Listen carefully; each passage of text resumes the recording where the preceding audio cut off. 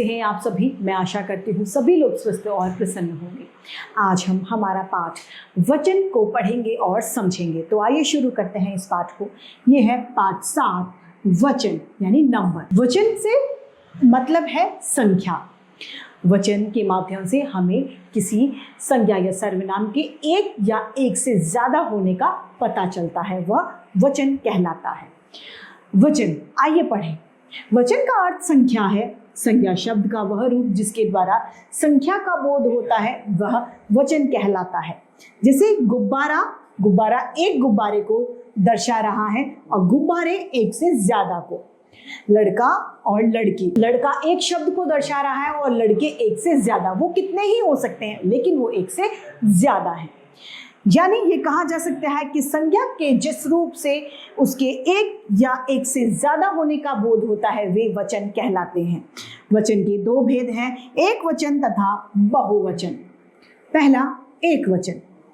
वे संज्ञा शब्द जो किसी एक संज्ञा या सर्वनाम का बोध कराते हैं वे वचन एक वचन कहलाते हैं। जैसे कि पेन, पेंसिल, किताब, कुर्सी, मेज, टेलीफोन, बच्चा, गाय आदि सभी एक वचन के उदाहरण हैं।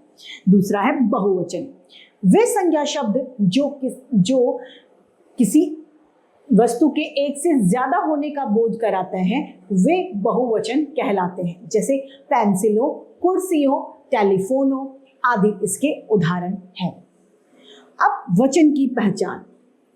वचन की पहचान मुख्य रूप से दो प्रकार से की जाती है। पहला, संज्ञा या सर्वनाम से, या फिर दूसरा हम क्रिया से उसकी पहचान कर सकते हैं। संज्ञा या सर्वनाम शब्दों से पहचान कैसे की जा सकती है? जैसे कि कुत्ता भौंक रहा है। कुत्ता शब्द एक वचन का सूचक है, यानी ये वाक्य एक वचन है।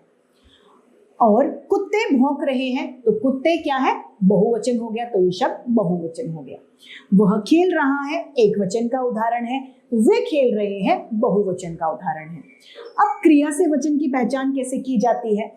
घोड़ा दौड़ रहा है, घोड़े का दौड़ना क्रिया है, रहा है तो एक वचन, और घोड़े दौड़ रहे हैं तो ये बहुवचन है।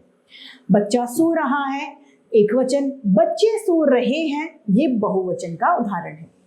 अब हमेशा एक वचन वाले शब्द व्यक्तिवाचक, भाववाचक, समूहवाचक और द्रव्यवाचक संज्ञा सदा एक वचन में ही प्रयोग में ली जाती हैं। जैसे कि आकाश, बुढ़ापा, भीड़, पानी, वर्षा आदि इसके उदाहरण हैं। हमेशा बहुवचन वाले शब्द, जो शब्द सदा बहुवचन में प्रयोग में लिए जाते हैं उन्हें सदा बहुवचन कहते हैं। जैसे कि आंसू, दर्शन, हस्ताक्षर, प्राण, बाल आदि इसके उदाहरण हैं।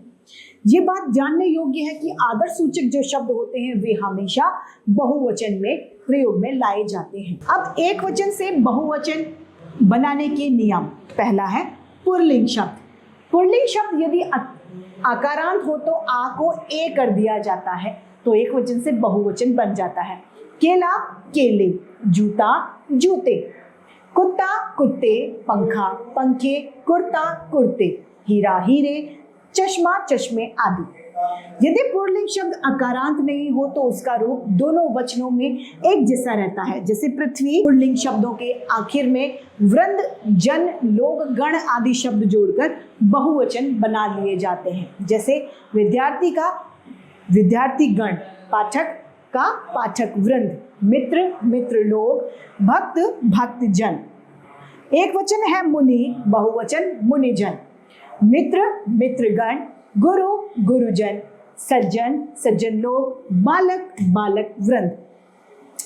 अब स्त्रीलिंग शब्द। स्त्रीलिंग शब्द यदि अकारांत हो तो आखिर में ए को ए कर देते हैं। तो दुकान का दुकाने, कमल, कलम, कलमें, चप्पल, चप्पलें, रात, रातें, आंख, आंखें आदि इसके उदाहरण हैं। स्त्रीलिंग शब्द यदि अकारांत हो तो आखिर में ए जोड़ देते हैं। माला, मालाएं, कक्षा, कक्षाएं, कथा, कथाएं, महिला, महिलाएं, छात्रा, छात्राएं। यदि शब्द के आखिर में या हो तो उसमें या कर दिया जाता है। चिड़िया, चिड़िया, डिबिया, डिबिया, बूढ़ी, बुढ़िया, बुढ़िया, लुटिया, लुटिया, खटिया खटिया। स्त्रीलिंग शब्द यानी इकारांत हो तो उसके आखिर में या जोड़ दिया जाता है। गति गतियां, विधि विधियां, तिथि तिथियां, निधि निधियां इसके उदाहरण हैं। यहाँ पर ये जानने वाली बात है कि भेड़ बकरी गाय भैंस जैसे युग्म शब्दों को बहुवचन के लिए केवल अंतिम शब्द में परिवर्तन किया जाता है। जैसे गाय भैंसों, गायों भैंसों नहीं होगा, गाय भैंसों। भेड़ बकरियां, ऐसा नहीं भेड़ों बकरियों, नहीं, भेड़ बकरियां। स्त्रीलिंग शब्द इकारांत हो तो उसके आखिर में ई की जगह इया जोड़ दिया जाता है। सखी सखियां, नदी नदियां, रानी रानियां, चाबी चाबियां, थाली थालियां, लड़ाई लड़ाइयां, मक्खी मक्खियां। छठा है, यदि शब्द उकारांत हो तो आखिर में उए जोड़ देते हैं। जैसे बहु बहुएं, जून जुएं, लू लुएं, वधु वधुएं इसके उदाहरण हैं।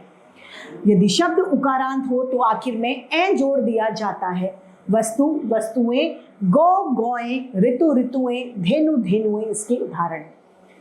आइए इस पाठ की समाप्ति पर इसे संक्षेप में दोहरा लें। संज्ञा के जिस रूप से उसके एक या एक से ज्यादा होने का पता चलता है वचन कहलाते हैं। वचन के दो भेद होते हैं, एक वचन तथा बहुवचन। कुछ शब्द हमेशा एक वचन होते हैं और कुछ हमेशा बहुवचन होते हैं। व्यक्तिवाचक, भाववाचक, समूहवाचक, द्रव्यवाचक संज्ञाएं हमेशा एक वचन में प्रयोग में लाई जाती हैं। आदर्शसूचक शब्द हमेशा बहुवचन में प्रयोग लिए जाते हैं। नाते रिश्तेदारों वाले शब्द एक वचन की तरह प्रयोग में लिए जाते हैं। एक वचन से बहुवचन बनाने के बहुत नियम होते हैं। तो इसी के साथ हमारा ये पाठ वचन समाप्त होता है और उम्मीद करती हूँ सभी को ये समझ में आया होगा। आज के लिए इतना ही, फिर मिलते हैं। धन्यवाद।